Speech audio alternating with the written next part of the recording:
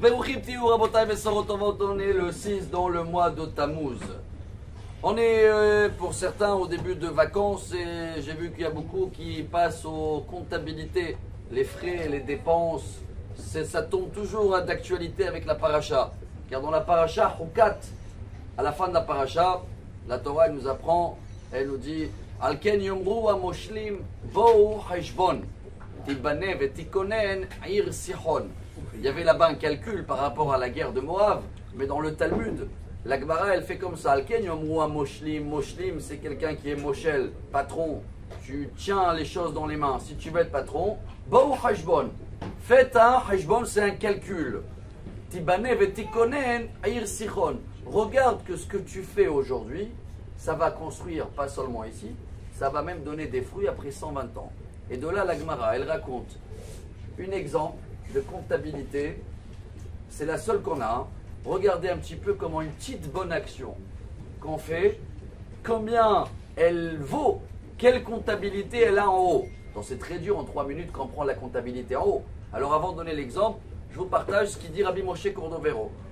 Comment ça se passe en haut? Si quelqu'un y croit qu'on va dire, si j'ai fait une bonne action, alors ça vaut 1000 euros, et après j'ai fait un péché, on va dire que le péché il vaut 800 euros, donc je reste avec combien? 200 euros. Pras shalom, il dit. Gare à nous si on pense que c'est une comptabilité comme ça en haut, combien ça vaut les péchés, combien ça vaut les bonnes actions. Pas du tout. Les bonnes actions, ça stocke en haut, ça garde, ça prend un intérêt. Ça veut dire, c'est possible que tu as fait un sourire à quelqu'un aujourd'hui, et dans un an, tu vas avoir besoin de ce mérite, de ce petit sourire-là, parce que tu as un petit souci de parnassa ou de santé. Dieu il va te donner, mais c'est plus un mérite qui vaut 100 euros, parce qu'il a pris des intérêts positifs pendant 2 ans. Ça va devenir valeur de 10 000 euros.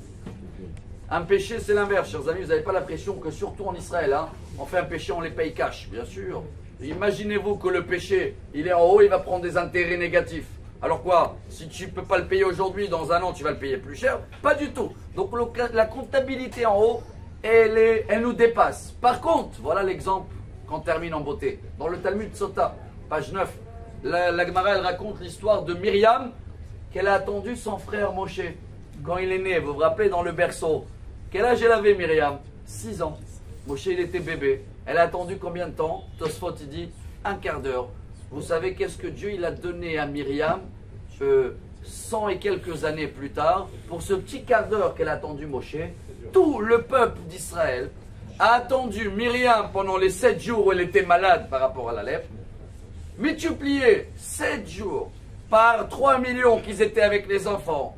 Et tout ça pour un quart d'heure. Alors regardez un petit peu la dimension d'une bonne action quand Dieu il va la payer plus tard.